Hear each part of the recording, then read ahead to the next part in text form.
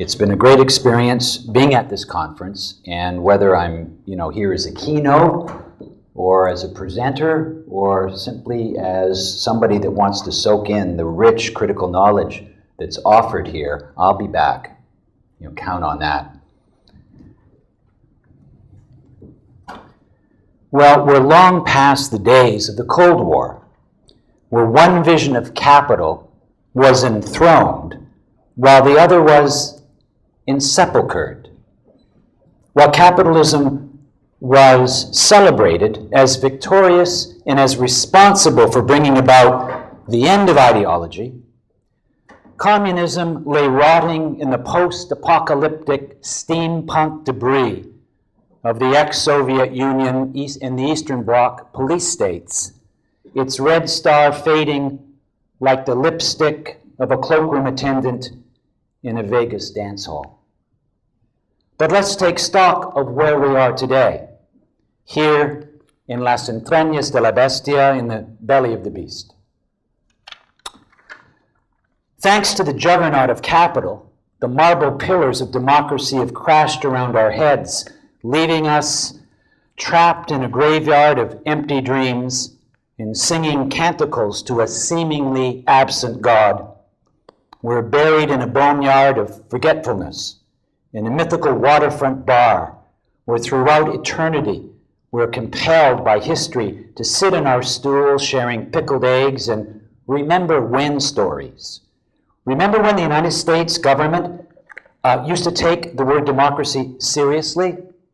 Remember when we fought for civil rights? Remember when we saw the light of freedom shining on the hill? Remember the days before we handed the powers of Congress completely over to the military? Before the police state became official? Remember the days of lucent hope before the torture and secret prisons? Remember the halcyon days before the Great Recession, before the collapse of the Eurozone, before the banks and businesses crashed, before hope gave way to a hopeful hopelessness. The conditions of unfreedom in which we now find ourselves did not suddenly creep up on us out of the void. No, they've been with us as long as capitalism has been with us. They are the solatium granted to a people who have given their faith over to others, who have let the little maledictions of daily political life over time abrade the flesh of our hope so that we resignedly give our agency over to others to run the engines of what we call democracy.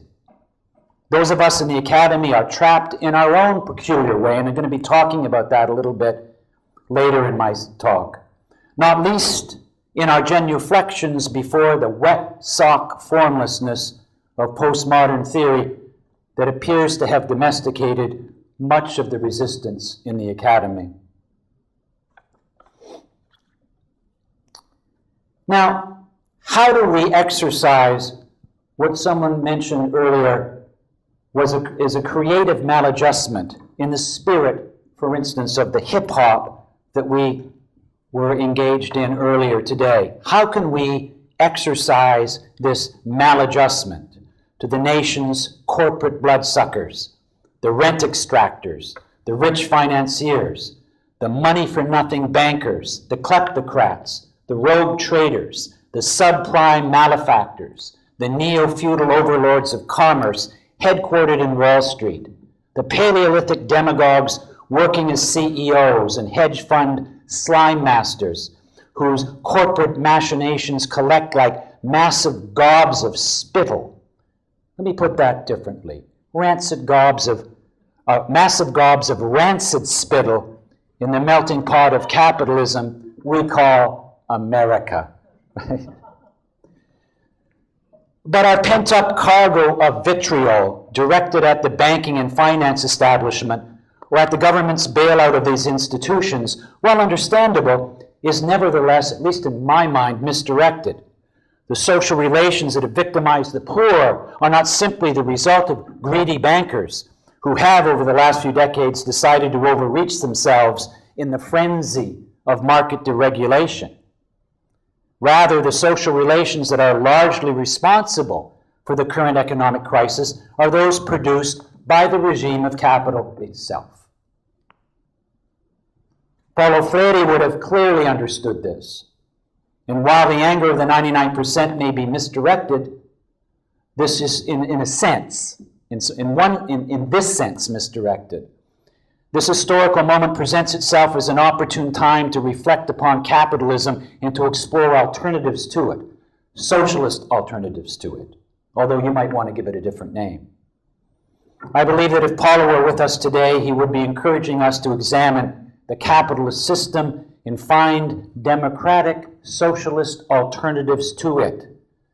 He would also be supporting the young people who are educating themselves about the global power complex, including the transnational neoliberal financial system, and who are now organizing against new regimes of oppression that can be traced historically to the social relations of exploitation under capitalism. So oligarchies such as the U.S. power elite benefit from the consolidation of numerous matrices of power, whose generation of surplus value potential is transnational in reach, and whose multifarious and decentralized institutional arrangements are organized around the industrial, the bureaucratic, and commodity models that have been commonly associated with the military-industrial complex. In all of these power complexes have intersecting social, cultural, and political spheres that can be managed ideologically by means of powerful, all-encompassing corporate media apparatuses in the culture industry in general, including both popular and more traditional forms of religious dogma and practice. So assuming a position of major importance today is what I could call the religious industrial complex that provides the moral alibi for acts of war and military incursions throughout the globe, so necessary for imperialist expansion. In all of these power complexes, tacitly and manifestly teach values. It's it's like a corporate catechism. It's like my Catholic side coming out. Teach values and produce ideational schemata that serve as interpretive templates or what we could call systems of intelligibility, right? Political vernaculars, through which the popular majorities make sense of everyday life via the language of technification, corporatization, bureaucratic administration, and commodification, all knitted together, at least in the United States, by the ideological imperatives of religious dogma, American exceptionalism, and what could be called the coloniality of power, or patrón de poder colonial, right? The coloniality of power, the coloniality of everyday life. It's a little bit different than colonialism, but I won't get too specific right now, because I've got too much stuff I'd like to get through. These have been easier to consolidate and integrate organically into the fabric of U.S. corporate life during the rise of neoliberal capitalism with its supranational integration. This is something I think is important.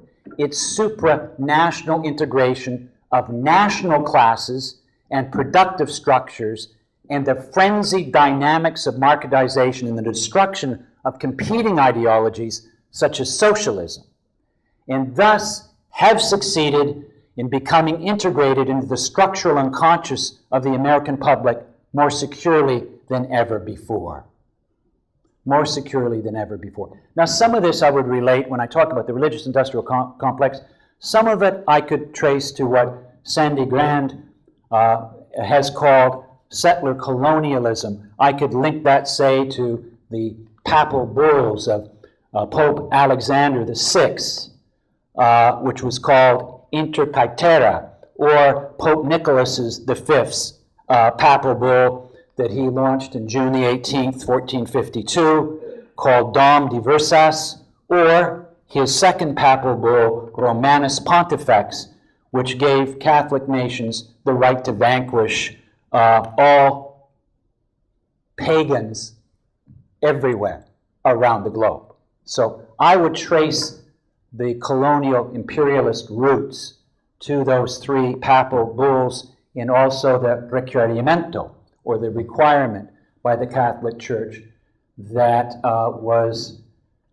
that gave the Spaniards the authority to read from their brigantines, anchored off the coast of what we now call, Mexico, in Spanish, and basically read to the indigenous peoples in Spanish that unless they convert to Catholicism, then they shall be enslaved, the women shall be raped, and the children drawn and quartered, and it will all be their fault.